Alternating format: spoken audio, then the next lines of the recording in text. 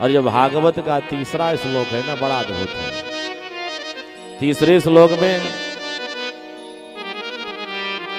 लोगों ने व्यास जी से पूछा ये भागवत क्या है, तो व्यास जी महाराज ने बड़ा सुंदर सा उपदेश दिया कि भागवत क्या, ध्यान देकर के सुनिए। जितने लोग यहाँ बैठे हैं, अगर आपसे पूछ लिया जाए ये भागवत क्या है, तो जो बेचारे ज्यादा धार्मिक होंगे, खूब कथा भागवत पुराण आदि का अध्ययन करते होंगे, श्रवण करते होंगे, वो कहेंगे महाराज ये 18 पुराण में एक पुराण है भागवत महापुराण। जो कुछ कम धार्मिक है कहेंगे एक धार्मिक ग्रंथ है ये। अब आजकल के पढ़े लिखे स्टूडेंटों से पूछा जाए ये भागवत क्या है, ज्यादातर लोग कहेंगे अरे महाराज एक मोटी सी बुक है, बुक।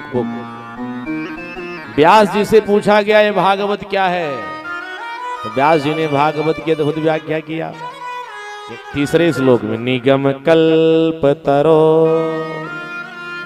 गलितां फलम सुख मुखाद्रमृतद्रव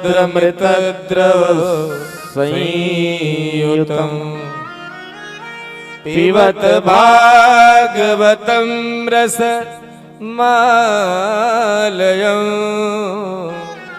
मुहुर्हो रसिका भुवि भावुका मुहुर्हो रसिका भुवि भावुका। जब व्यास जी से पूछा गया ये भागवत क्या है, तो व्यास जी कहते निगम कल्प तरोर गलितां फलम, ये वेद रूपी वृक्ष का जो पका हुआ फल है ना, उसी फल का नाम है भागवत महापुराण। याद रखना, वेद रूपी वृक्ष का जो फल है, यानी आम का जो वृक्ष है वो है वेद। बहुत ध्यान देकर के सुनिए, अब आम के वृक्ष से निकलने वाला जो आम का फल है वही फल है श्रीमद् भागवत महापुराण। निगम कल्प तरोर गलितम फलम। अब लोगों से पूछा गया कि भागवत का जो फल है वेद का, ये भागवत रूपी फल है, पका है कि कच्चा वाला है, तो व्यास जी महाराज कहते निगम कल्प तरोर गलितम फलम, बढ़िया पका हुआ गला हुआ फल है। पके हुए फल में दो क्वालिटी होती है, आपने देखा होगा क्या, एक फल होता है पक जाने के बाद मधुर हो जाता है, और दूसरा फल होता है पकने के बाद भी वो खट्टा रहता है। तो भागवत का फल मीठा वाला है, खट्टा वाला है। तो व्यास जी महाराज कहते हैं सुख मुखाद्रमृतद्रव संयुतम। भागवत रूपी फल में सुखदेव स्वामी रूपी तोते ने अपने तुंड का, अपने मुख का स्पर्श कर दिया है, इसलिए ये भागवत का जो फल है वो अमृत के समान मधुर हो गया, मीठा हो गया।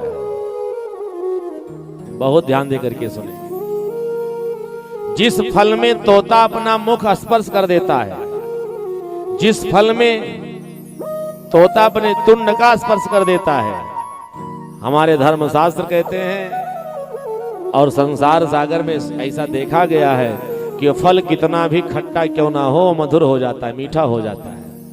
इसलिए बहुत मीठी बात बताऊं, अगर विश्वास ना हो तो किसी आम के बगीचे में जाना, और जब आम के बगीचे में सबसे खट्टा वाला आम का पेड़ हो ना, उसके नीचे जाके 2, 4 से 10 दिन बैठना, और उसी खट्टे वाले वृक्ष पर कोई तोता कहीं से आ गया, खट्टे वाले फल पर अपने तुंड का मुख का स्पर्श कर दिया, तो खट्टा फल भी सजनों तोते के जूठन होने के कारण मधुर हो जाता है, मीठा हो जाता है।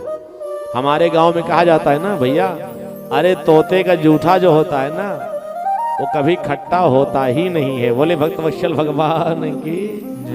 तो भागवत रूपी फल में सुखदेव स्वामी रूपी तोते ने अपने मुख का स्पर्श कर दिया, इसलिए ये फल अत्यंत मधुर हो गया, मीठा हो गया। सुख मुखा द्रमृतद्रव संयुतम। तो फल को क्या किया जाए, तो भागवतकार कहते पीबत भागवतम रसमालयम। भागवत रूपी फल का पान करो, पियो।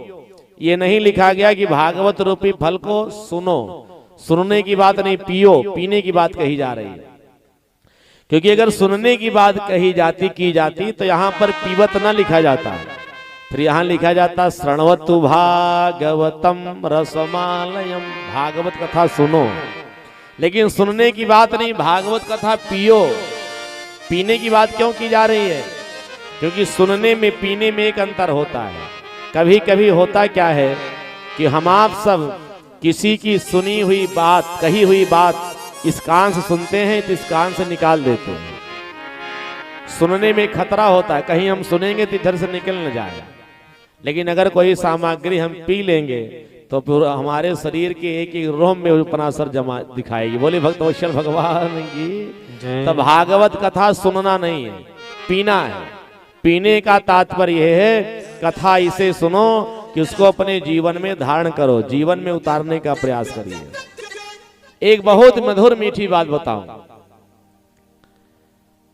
भगवान की पावन मंगलमय कथा एकाग्रचित्त होकर के सुने और उसको अपने जीवन में धारण करें। और इस कान से सुन करके इस कान से निकाल देंगे ना तो कथा सुनने का कोई फल मिलेगा नहीं। एक कहानी याद करके जाना यहाँ से, क्या खोदा पहाड़ और निकली चूहिया। बोले भक्तवत्सल भगवान की। 3 घंटे गर्मी के महीने में आकर के इस पांडाल में आप केवल अपने शरीर को कष्ट दे रहे हो।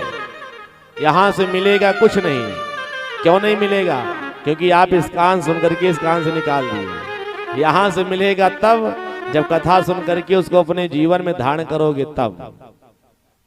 इसलिए ये निवेदन है आप सबसे, कथा सुनिए तो उसको जीवन में उतारने का प्रयास करिए। एक बहुत मीठा सा छोटा सा दृष्टांत है।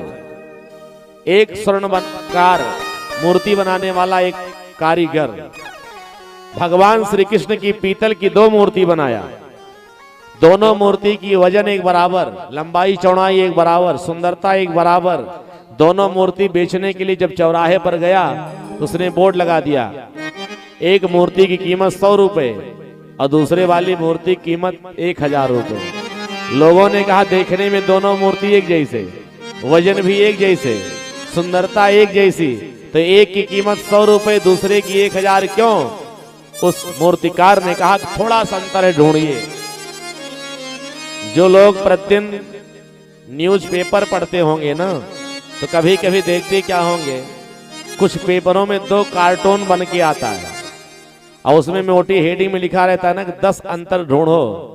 हम लोग एक भी अंतर नहीं ढूंढ पाएंगे। और कितने बेचारे ऐसे ना, जैसे पेपर आता है ना सबसे पहले अंतर ढूंढते हैं। बोले भक्तवत्सल भगवान की। और 10 अंतर ढूंढ डालेंगे। उस व्यक्ति ने कहा मैंने मूर्ति बनाई है, बहुत सूक्ष्म अंतर है, इसीलिए एक की कीमत 100 रुपए दूसरे की 1000 है, अंतर ढूंढिए। पूरे गांव वाले समाज वाले सब परेशान, अंतर नहीं ढूंढ पा रहे थे। तो उसी समय हुआ क्या सज्जनों, एक महात्मा जी आ गए, भैया अंतर हम ढूंढ दें? हाँ ढूंढिए। क्या ढूंढोगे? 100 रुपए वाली मूर्ति लाइए। 100 रुपए वाली मूर्ति को हाथ में उठाए और हाथ में उठा करके सुतली टाइट किया और सुतली टाइट करके 100 रुपए वाली मूर्ति की कान में जब डाले तो इस कान से डाले तो उस कान से सुतली निकल गई। कहा इसीलिए इसकी कीमत 100 रुपए है। और 1000 वाली मूर्ति उठाए, सुतली लेकर के टाइट किया और इस कान से जब डाले तो उस कान से निकली नहीं, अंदर चली गई। कहा इसीलिए इसकी कीमत 1000 रुपए है। बोले भक्तवत्सल भगवान की। इसी तरह से कथा सुनोगे और इस कान सुन करके सुतली की तरह कथा इस कान से निकल जाएगी तो हमारे आपके जीवन का कल्याण होने वाला नहीं। ये मनुष्य मानव जीवन जैसा था वैसा रह जाएगा। अपने जीवन की महिमा को बढ़ाना है, जीवन को धन्य करना है तो कथा सुनिए, तो कथा अपने जीवन में उतारने का प्रयास करिए। नहीं तो श्रम एव ही केवलम, आप इस स्थान पर बैठ करके अपने शरीर को केवल पीड़ा पहुंचा रहे हो, यहाँ से कुछ मिलेगा नहीं। इसलिए कथा सुनिए तो उसको अपने जीवन में उतारने का प्रयास करिए। सारी बात कोई नहीं उतार पाएगा, याद रखना। लेकिन 7 दिन की कथा में एक सबसे सरल, सबसे छोटी जो बात आपको लग जाए कि हाँ इसका निर्वहन हो सकता है, ये निभाया जा सकता है, उतना अगर आप परिवर्तन कथा सुन करके छोटा सा ला सकोगे तो आपका कथा सुनना इस आसन पर बैठ करके धन्य हो जाएगा और हमारा कथा कहना भी सार्थक हो जाएगा। बोले भक्तवत्सल भगवान की।